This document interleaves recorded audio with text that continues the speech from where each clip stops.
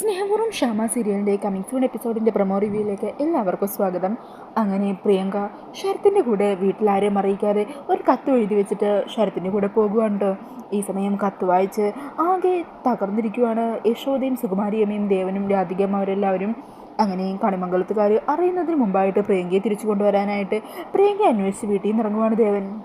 ഈ സമയത്ത് എന്ത് ചെയ്യും ഏത് ചെയ്യും എന്നറിയാതെ ടെൻഷൻ അടിച്ചിരിക്കുവാണ് യശോദയും സുകുമാരി അമ്മയൊക്കെ.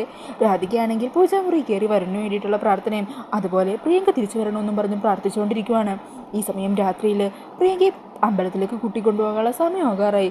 അങ്ങനെ ആ സമയം സുകുമാരി അമ്മ അവിടെ ചെന്ന് പ്രിയങ്ക മോളെ ഞങ്ങൾ അമ്പലത്തിലേക്ക് കൂട്ടിക്കൊണ്ട് പോയിക്കോളാം എന്നൊക്കെ പറയുന്നുണ്ട്. എന്നാലും അമ്പലത്തിലേക്ക് ഇറങ്ങുന്നതിന് മുമ്പ് പ്രിയങ്കയെ കാണണമെന്ന് കൽപ്പന വാശി പിടിക്കുകയാണ്. അങ്ങനെ കൽപ്പനയും ജയഭാരതി അമ്മയും കൂടി പ്രിയങ്കയെ കാണാനായിട്ട് ഔട്ട് ഹൗസിലേക്ക് എത്തുവാണ് കേട്ടോ. ഇതേ സമയം ഔട്ട് ഹൗസിലാണെങ്കിൽ യശോദയും സുകുമാരിയമ്മയും ആകെ ടെൻഷൻ അടിച്ചിരിക്കുമായിരിക്കും. യശോദ പറയുക, കണിമംഗലത്തുകാർ പ്രിയങ്കയെ കാണാൻ എങ്ങനെ വന്നാൽ നമ്മൾ എന്ത് ചെയ്യും, അവരോട് നമ്മൾ എന്ത് പറയും? ആ സമയത്തായിരിക്കും കേട്ടോ അവർ വരുന്ന ഒരു ശബ്ദം കേൾക്കുന്നത്. അത് കേൾക്കുന്നതും സുകുമാരിയമ്മ രാധികയുടെ അരികിലേക്ക് ചെല്ലുക. അതെ, അവർ വരുമ്പോൾ നീ ഇവിടെ പ്രിയങ്കയാണെന്നുള്ള രീതിയിൽ മുഖം മറച്ചങ്ങിരുന്നേക്കണം. ഒരു സംശയം തോന്നാൻ പാടില്ല, മനസ്സിലായല്ലോ നിനക്ക്, അല്ലെങ്കിൽ എൻ്റെ സ്വഭാവം മാറും എന്നും പറഞ്ഞ് രാധികയെ ഭീഷണിപ്പെടുത്തിയിട്ട് അവിടെ നിന്നും പോകുവാണ്ട് സുകുമാരിയമ്മ. അങ്ങനെ കൽപ്പനകത്തേക്ക് ചെന്ന് ചോദിക്കുക, അല്ല പ്രിയങ്ക എവിടെ? അമ്പലത്തിലേക്ക് പോകാനുള്ള സമയമായല്ലോ, അവളെന്താ ഇതുവരെ റെഡിയായില്ലേ? ഓ റെഡിയായി, അവളിതാ പൂജാമുറിയിൽ പ്രാർത്ഥിച്ചുകൊണ്ടിരിക്കുവാണ്. അങ്ങനെ കൽപ്പന ജയഭാരതി അമ്മയെ പിടിച്ചു വലിച്ച് പൂജാമുറിയിലേക്ക് കൊണ്ടുപോകുകയാണ്. ഈ സമയം രാധിക സാരി കൊണ്ട് തലയിങ്ങനെ മറിച്ചിട്ട് അവിടെ ഇരുന്ന് പ്രാർത്ഥിക്കുമായിരിക്കും കേട്ടോ. പിന്നീട് കാണിക്കുന്നത് രാധിക അമ്പലത്തിലേക്ക് പോകുന്നതാണ്. അങ്ങനെ അമ്പലത്തിൽ പോയി പ്രാർത്ഥനയോടുകൂടി ഇരിക്കുവാണ് കേട്ടോ രാധിക. ഈ സമയം യശോദയും സുകുമാരിയമ്മയൊക്കെ വീട്ടിലിരിക്കുവാണ്. അന്നേരം സുകുമാരിയമ്മ പറയണേ, അമ്പലത്തിലിരിക്കുന്നവൾക്ക് എന്ത് സംഭവിച്ചാലും എനിക്കൊരു കുഴപ്പമില്ല, അവൾ എവിടെ പോയി ചത്താലും എനിക്ക് ഒരു പ്രശ്നവുമില്ല. ഈ സമയം ജയഭാരതി അമ്മ വീടിൻ്റെ പുറത്ത് തന്നെ നിന്ന് ഇവരുടെ ഈ സംസാരം കേൾക്കുന്നുണ്ടാകും കേട്ടോ. അന്നേരം യശോദക്ക് ദേഷ്യം വരുവാണ്. യശോദ പറയണേ, അമ്മ എന്തൊക്കെയാ പറയുന്നത്? എല്ലാ സമയത്തും അവളെ വേഷം കിട്ടിവിടാം, അതിനവൾ വേണമായിരുന്നു അല്ലേ? അങ്ങനെ അവരുടെ ആ സംസാരത്തിൽ നിന്നും ഇവരും കൂടി അറിഞ്ഞുകൊണ്ടാണ് രാധികയുടെ വരൻ്റെ വിവാഹം നടന്നതെന്നും പിന്നീട് ആ സ്ഥാനത്ത് പ്രിയങ്ക വന്നതെന്നും ഒക്കെ ജയഭാരതി നമുക്ക് മനസ്സിലാകുവാണ്.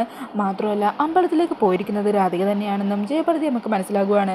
അങ്ങനെ സന്തോഷത്തോടെ മുത്തശ്ശി പറയുവാണ്, ഭഗവാനെ, കണിമംഗലത്തെ മരുമകള് അങ്ങയുടെ മുമ്പിലുണ്ട്, അനുഗ്രഹിക്കണേ, അവൾക്ക് നല്ല രീതിയിൽ തന്നെ പൂജകൾ ഭംഗിയായി പൂർത്തിയാക്കാൻ പറ്റണേ എന്നും പറഞ്ഞ് പ്രാർത്ഥിക്കുകയാണ് മുത്തശ്ശി.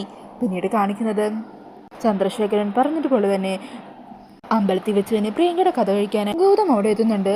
അങ്ങനെ ഗൗതം കയ്യിലൊരു വാളും പിടിച്ച് ഇന്നത്തോടെ പ്രിയങ്കയുടെ കാര്യത്തിലൊരു തീരുമാനം ഉണ്ടാക്കണം എന്നും പറഞ്ഞ് അമ്പലത്തിലേക്ക് ചെല്ലുവാണ്. ഈ ക്ഷേത്ര നടയിൽ നിന്നും അവൾ ജീവനോടെ മടങ്ങാൻ പാടില്ല. അങ്ങനെ ഗൗതം ഒരാളെ ഏർപ്പാട് ചെയ്യുവാണ്. അയാളെ അമ്പലത്തിലെ പൂജയൊക്കെ നടത്തുന്ന ഒരാളുടെ വേഷം കെട്ടിച്ച് കയ്യിൽ ആ വാളുമായിട്ട് കൊടുത്തു അയാളെ അകത്തേക്ക് വിടുവാണ്.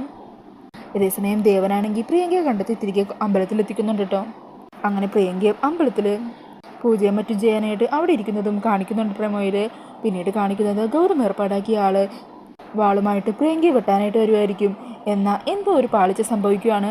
അങ്ങനെ ഈ സമയം പെട്ടെന്ന് തിരിഞ്ഞു നോക്കുന്ന പ്രിയങ്ക ഒരാൾ തന്നെ ആക്രമിക്കാൻ വരുന്നത് കാണുവാണ് കേട്ടോ. ഈ സമയം അവിടെ മറ്റു പല ആൾക്കാരുള്ളത് കാരണം അയാൾ ഈ കൊലയാളിയെ അവരെല്ലാവരും കൂടി ഈ കൊലയാളിയെ പിടിക്കാൻ ശ്രമിക്കുകയും പ്രിയങ്ക അവിടെ നിന്ന് രക്ഷപ്പെടുകയും ചെയ്യുന്നുണ്ട്.